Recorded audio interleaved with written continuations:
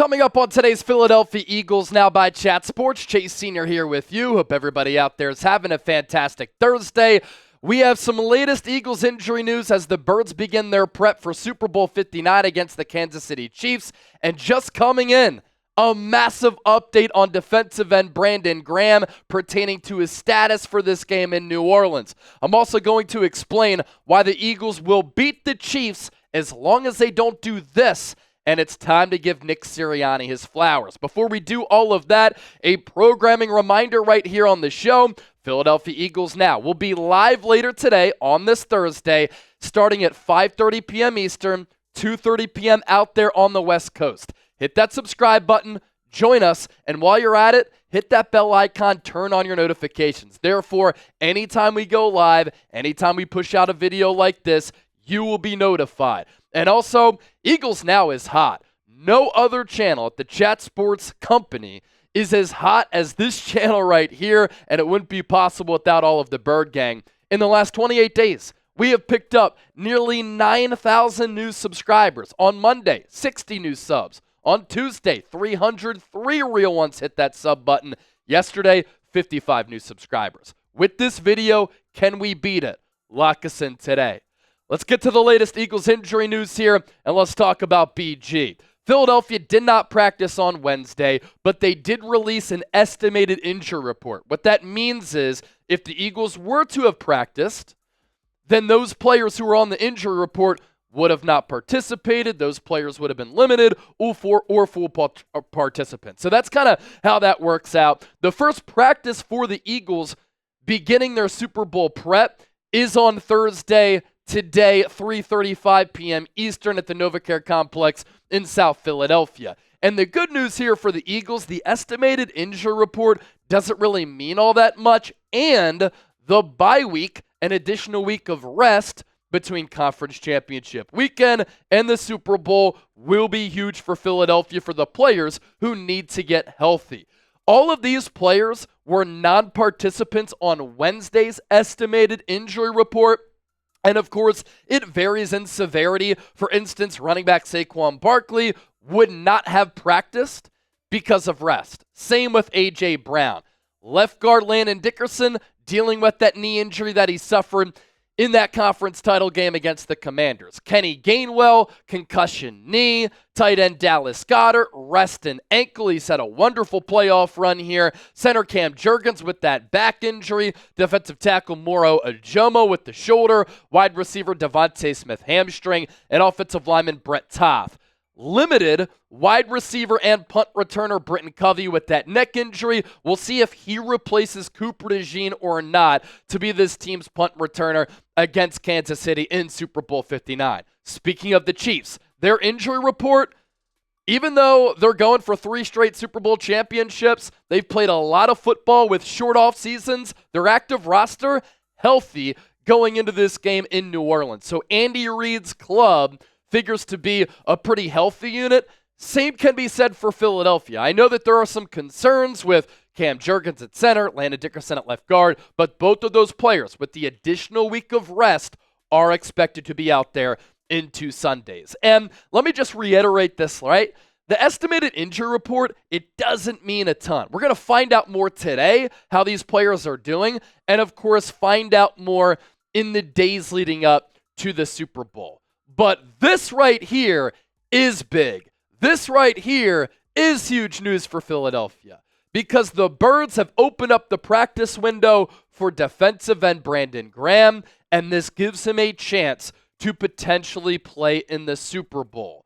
BG tore his triceps in Week 12 against the Rams. He was causing havoc in that game, and usually players aren't able to return the same season when they suffer a torn triceps because that's a really severe injury. And even though BG is long in the tooth, he's been in the NFL for 15 years. The only hope for him to return this year was if the Eagles made it to the Super Bowl. And now because they have one of the most iconic and legendary players in the history of this organization who has the biggest play in Eagles franchise history, the strip sack of Tom Brady in Super Bowl 52, is making big strides forward toward playing in this game. And the Eagles defense in the playoffs, it has been the story for this team alongside Saquon Barkley. They have scored off turnovers, they've manufactured turnovers, and it's not like teams have made mistakes in coughing the pill up. The Eagles have generated these giveaways, and they've done it all year. They've done it in these 3 playoff games. Against Green Bay, 4 turnovers forced, 3 on defense, 1 on special teams. The other thing, too, they're stopping the run and generating a pass rush. 2 strengths of Brandon Graham. So the 2 sacks of Jordan Love in that game were huge. Against the Rams, 5 sacks of Matthew Stafford in the snow. 2 more turnovers forced. And against Washington, 3 sacks of Jaden Daniels, 4 turnovers forced. You know what's incredible, too? The Eagles have not coughed the ball up in the playoffs. So they are up in the turnover battle so far in 3 playoff games, 10-0. If they win the turnover battle against Kansas City, it will go a long way in determining the outcome of them potentially bringing home their 2nd Lombardi trophy. And so this is what Vic Fangio's team has done all season long. Regular season, playoffs. Generate turnovers. Everybody flies to the ball. They tackle well. They play with swagger, confidence, velocity, physicality. They play bully ball. They stop the run, rush the quarterback, and they've gotten stops in the red zone. And Brandon Graham can help in those areas. I would imagine that Bryce Huff doesn't get a lot of snaps in this game if BG is active. And those defensive end reps, a lot of them will go to Nolan Smith, the spring chicken, as well as Josh Sweat, who has had a good rebound season from last year. And BG can be one of those rotational edge rushers. Milton Williams can pop out to the outside as well. And BG this year, again, even though he's very old and he's been in the league for a decade and a half, he was putting together a really good year and a really good final game against the Rams here in 2024. Overall PFF grade of 78.6, a run defense grade of 80.1, a pass rush grade of 71.8, 3.5 sacks, 20 pressures, 13 hurries, 3 quarterback hits, and 169 pass rush snaps. Consummate pro, great leader, a player who has played in 2 Super Bowls, and he has been one of the backbones of the Eagles' success since he came into the National Football League in 2010. And it's crazy to think that he came into the NFL all the way back in 2010. Shoot, that was the year I graduated in high school. I don't even know if producer Dylan was alive at that point. I'm kidding, but he was very young. Super Bowl 52 champion, by the way, too, for BG.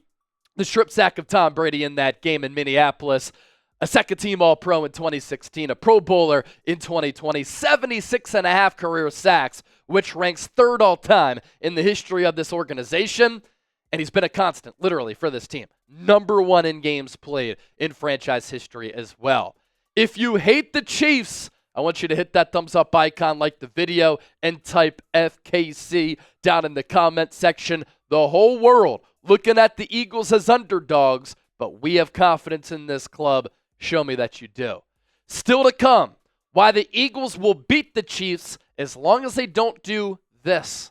And it's time to give Nick Sirianni his flowers. Stay tuned for that coming up just around the corner. But I do want to give a shout out to our partners and our friends at Game Time. If you are going to New Orleans for the big game and you're still looking for tickets, Game Time has you covered.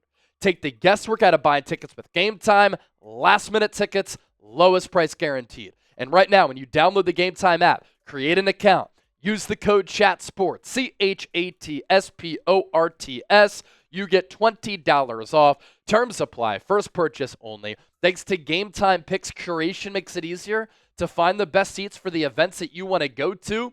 For instance, you look at the Superdome in New Orleans, you can see the view from your seat before you buy, so you know exactly what to expect when you arrive. And instead of having to go through thousands of tickets, Game Time will just give you the best options. You can access tickets from your phone, easily resell your tickets as well. So here's everything and more that Game Time has to offer. Last-minute tickets and flash deals, views from your seat before you buy, so you know exactly what to expect when you arrive, and the lowest price guaranteed.